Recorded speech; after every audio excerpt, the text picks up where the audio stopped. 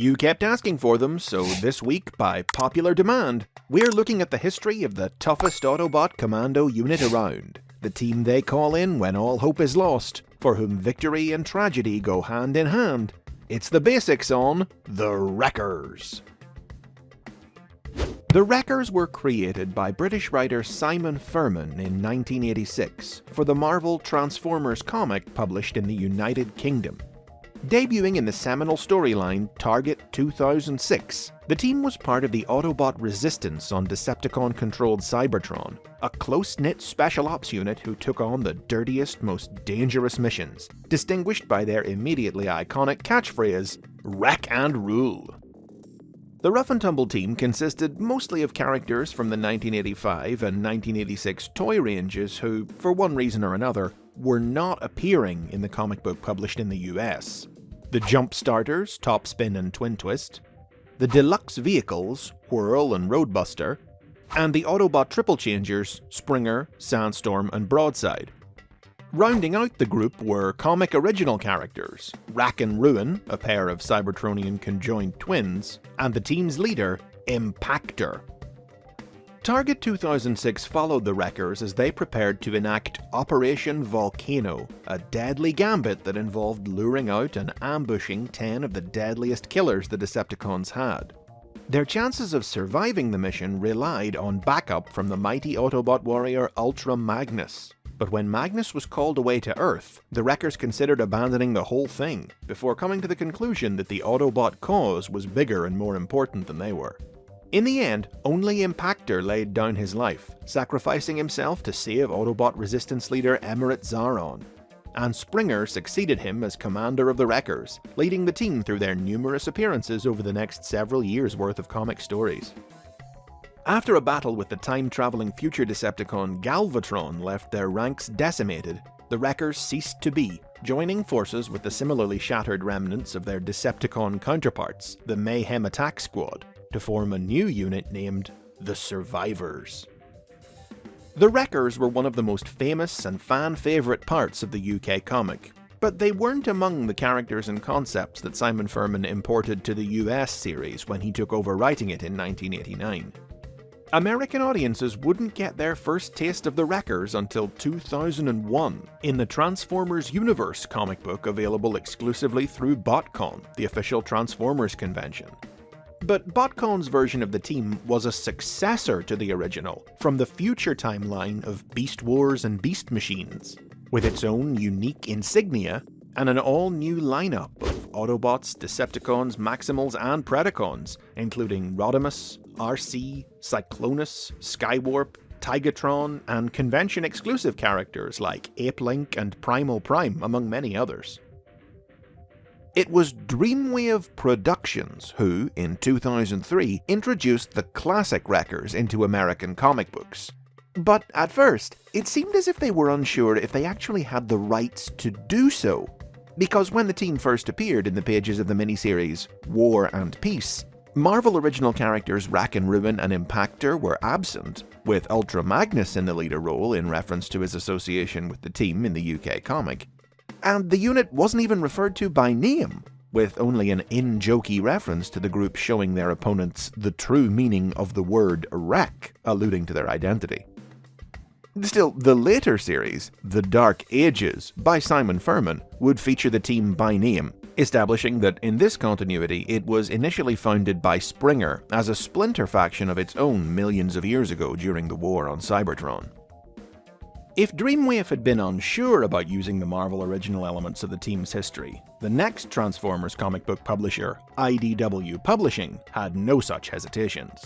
Simon Furman featured the classic team of Deluxe Vehicles, Jump Starters and Triple Changers in his Stormbringer miniseries in 2006, and in the years that followed, the team's roster would gradually expand as they became the stars of some of IDW's most celebrated stories, in a trilogy of landmark miniseries by writer-artist Nick Roach that really dug into the idea of what such a team meant, exploring its infamously high mortality rate, its psychological ramifications, and its blood-stained legacy.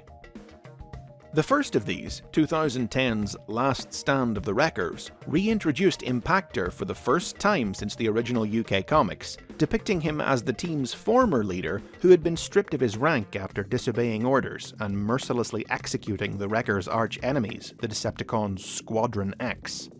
Last Stand featured a new iteration of the Wreckers, adding seasoned Autobots Cup and Perceptor, rookie first-timers Pyro, Rotorstorm, Iron Fist, and Guzzle, and human member Verity Carlo, as they were sent to liberate the Autobot prison Garrus 9 from the Decepticon sadist Overlord.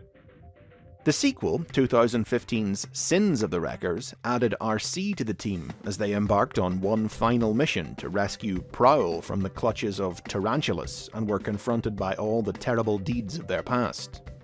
And the trilogy's final installment, 2018's Requiem of the Wreckers, focused on Springer and Impactor as they put the past to bed and opened up an optimistic future for the team with a new generation of recruits. The same year as Last Stand took the Wreckers to new heights, another new version of the team was introduced in the Aligned continuity. Their story was told across several pieces of media, including novels and, most notably, the Transformers Prime animated series, marking the Wreckers' first time on television.